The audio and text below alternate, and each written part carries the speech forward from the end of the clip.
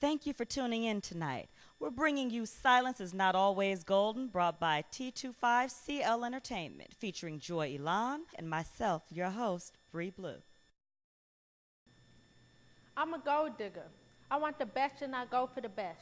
If I was alive in 1849, I would have been one of the ladies in the gold rush. Don't get it twisted. I'm not talking about going after some rich man's money because I'm going to make my own.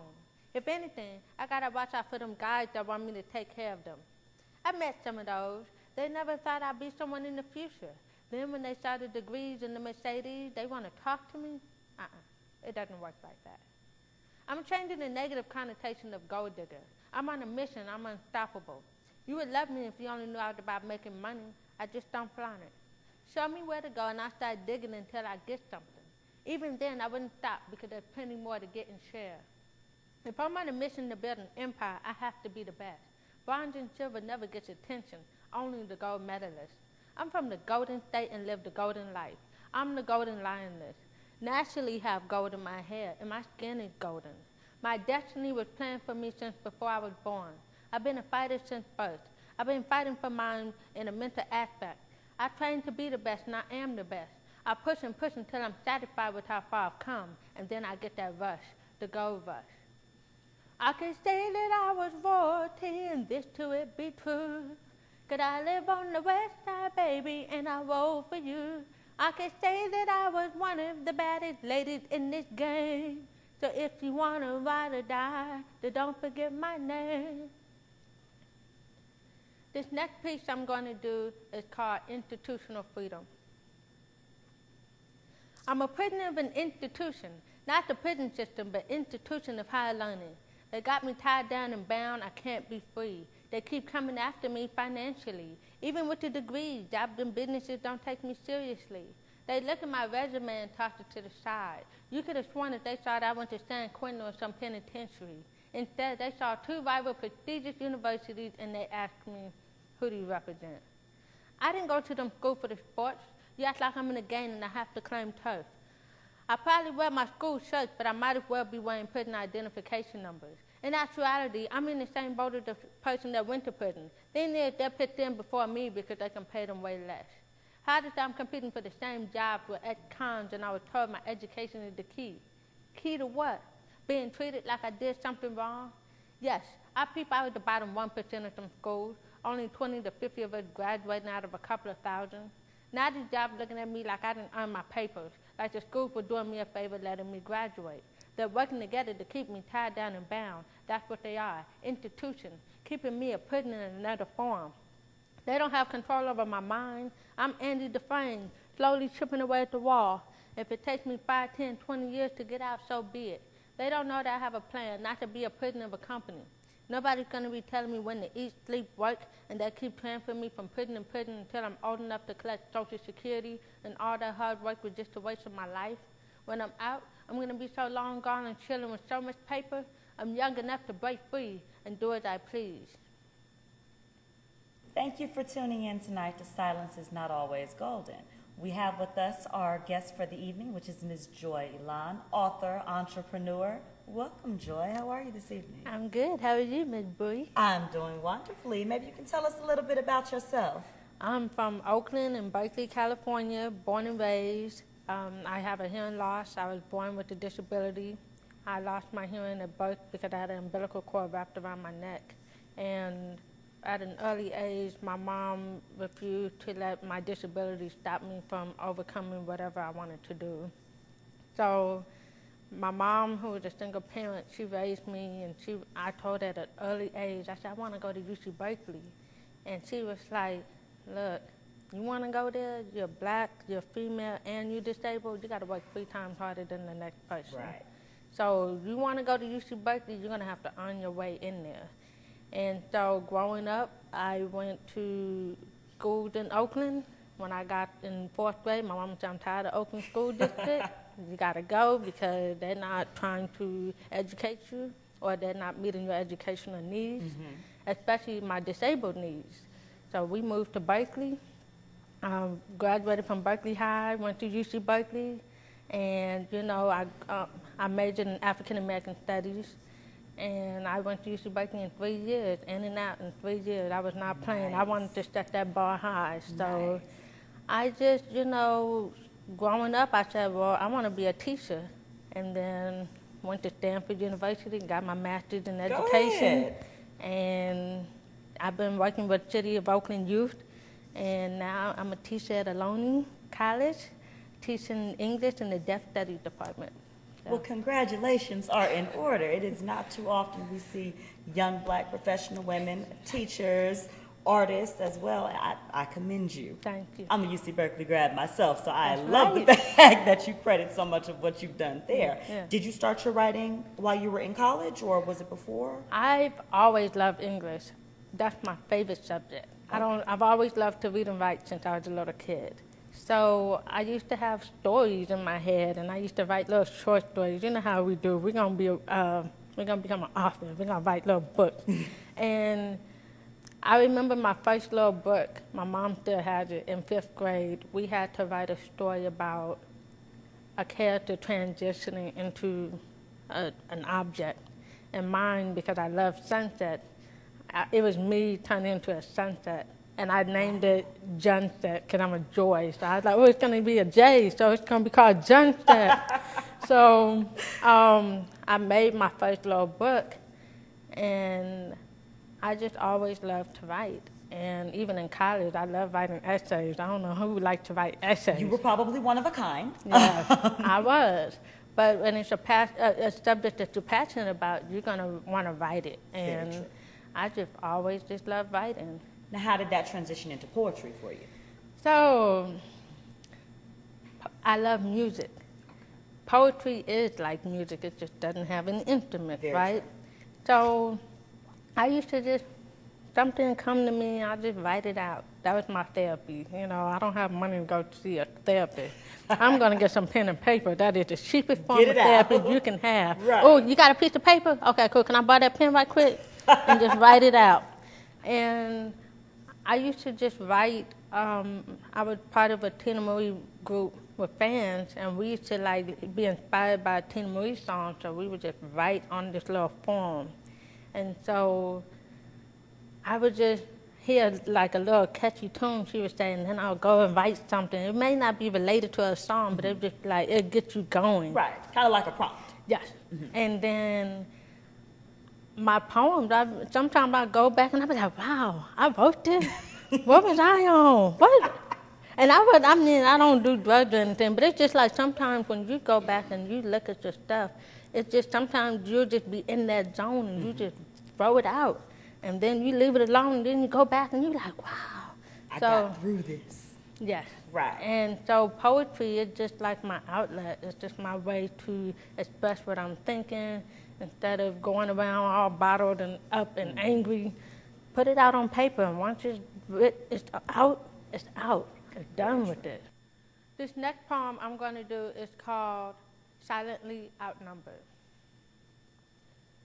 For those of you that don't know me, I'm really a nice person. It's just my kindness gets mistaken as a weakness when it's actually my strength. Look at me. Without my hearing aids, I look like you, right? You wouldn't notice there was something wrong with me, but that's the thing. There isn't anything wrong with me. You treat me like I'm dumb. I smile to set out to prove you wrong. You're curious how it's so productive, and because you can't get past the fact that I'm smarter than you think, you yell at me and try to find my faults. You want to shame me and tell other people how useless I am. When you walk into the room with your little cocky attitude, you're stunned because I got backup. You're one-man gangster, I'm the mafia. You brought a cap gun to a gunfight. You're shaking in your boots while I politely smile and silently say, checkmate. You thought you could ambush me, instead I ambushed you. You were trying to throw me under the bus, but you didn't know I knew the bus driver. You should have paid attention to my resume. I graduated from 2 prestigious universities because I earned it. I watched enough Law and Order to know my rights, put my hand in the air, and I have the right to remain silent. I have the right to remain silent because anything I say can and will be used against you. No, that wasn't gang signs. My hands were in the air and I remained silent. I just communicated in another way and I said I'm sick of this bullshit. You're intimidated by me and think I'll take your job. You can relax. I don't want your punk-ass job. I see that I'm more effective and productive than management. I'm not even getting paid nearly where you are, but I get a whole lot more done in a timely manner. Are you serious? Are you really serious? You talk about loyalty. I believe in loyalty, but that comes after you've proven yourself. Honestly, I don't owe you shit, and I don't have any reason to be loyal to you. If I can't kiss my own ass, then why would I kiss yours? I'm looking out for number one. I'm not falling for anything. I will stand up for myself. While everyone is running in circles around you, timid and panicking, in the midst of the chaos, I'm always standing alone, rolling my eyes with my mouth wide open, ready to be fed. And if that makes me an easy target, then have at it. Because you don't know that I have sharpshooters ready to take you out if you even think about fucking with me. Do you really think I'm dumb? Don't challenge me because I won't back down. I've known about this game for a long time, and I've studied the rules. You thought you could beat me, and I don't give a shit what you think about me. You learn the hard way.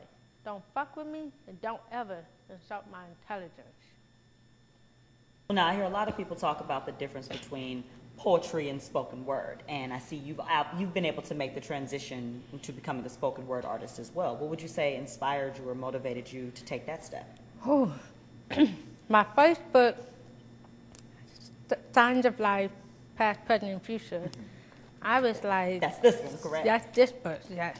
This one. In case anybody wants to get this book, this is Joy Ilan's first book. Yes, 2 years ago. And I wrote my book, and I said, well, I have a poetry book there, poetry open mic.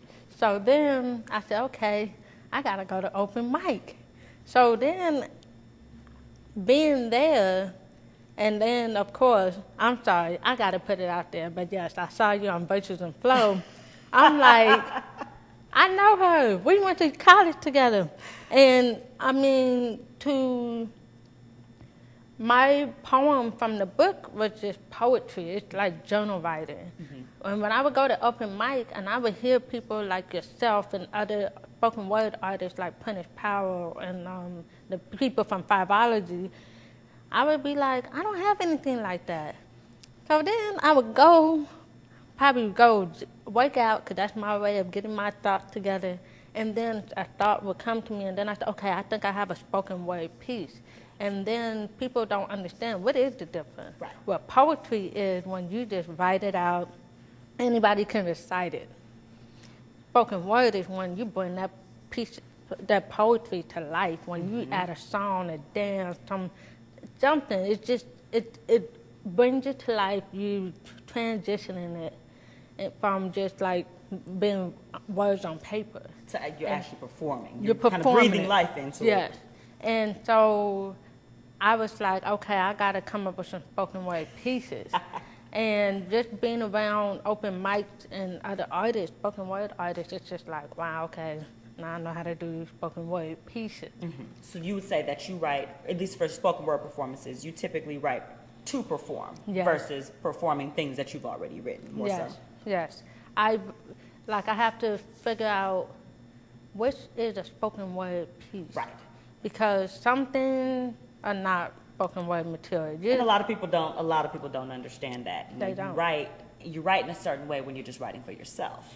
But then when you're performing, you kind of have to put on a different hat sometimes. You do. I've seen the difference between your writings and your performance pieces. So that's one of the reasons I wanted to ask where you thought the big difference lays. Yes. Like you have, I participate on your Facebook segment called Wordsmith Wednesday on Blood, Sweat, Tears, and Ink. And sometimes you're like, hey, anybody got some poems? And I'll be like, I got a poem, but that's something I just threw together. But then, like, I've been having a writer's block, and that new piece that I wrote about Black and Blue Bloods, that was my newest piece. I said, now that is a spoken word piece. And I remember telling you that is a performance piece. That's a performance piece. Yes. And it's just something, because it's the way you write, it's the way you catch people's attention, and that's how you know, that's a performance piece. Nice. Now, do you have any particular methods or things that you do to get prepared for a show, whether it's an open mic or a feature or anything? Do you have a process you go through? Yes, I do. As soon as I know, please. I have to rehearse. People don't think, like people say, why do you do the same poems at open mic? Open mic is rehearsal. That's not an event. It's not, a feature. That's your place to test out a new piece, an old piece on an audience. Say you may have a catalog. It's kind of like being a performer, a musician. You're going to have to rehearse. I don't care how many times you've been in the game for 30, 40 years, you're going to need to rehearse your songs because you're going to look like Boo Boo the Fool. You're trying to sing, I don't know, like if I went to a Tina Marie concert and she was not on her game, it's going to be like, what? No, you got to be on your game. And what I do is I rehearse day and night. I don't even listen to the radio in my car. I turn it off on my own radio. I'm going like, nah, that don't sound right. Let me do that again. I'm driving and stuff. It probably looks like I'm talking to myself. That's okay. Actually, we're artists. That's what people assume we do. So.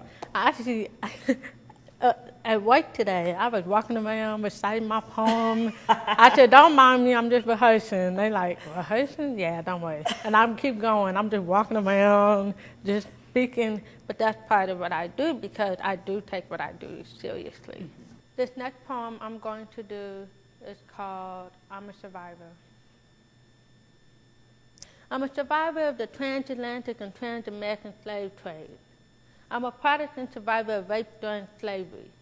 No choice but to carry my babies into this horrible world. My baby's been ripped from my uterus and my arm. My husband, auctioned off for lynch for rebelling. I know that because of my skin complexion, I was working in the house saying, yes, master, and acting like his loyal subject. Yes, his loyal subject, subject to all kinds of abuse. While taking care of his family, I'm learning how to read and write and listen to his conversations to warn others. While I wash his clothes outside and pass by the other slaves, I sing, wade in the water, to communicate to the others that the water is the key to freedom. I'm a survivor of slaves learning how to read and write. At night, my work is never done. I teach others how to read and write, but I teach them how to hide it so we don't lose the battle to freedom. Sudden trees bore strange fruit, and even though they're not grown in front of us, they're grown in someone's backyard. I'm a survivor of the civil rights movements and dogs attacking me because I want to vote. I'm a product and survivor of the Black Power movement, Black Panther Party, Power to the People, and police brutality and FBI instigations and infiltration. Our leaders down for a cause, and 2 rappers on 2 coasts use the cause of war within our community. They say the best way to hide something from us is by putting it in a book. After all the things I went through to teach us how to read and write during slavery, these 2 things, which are free, are becoming useless in our community.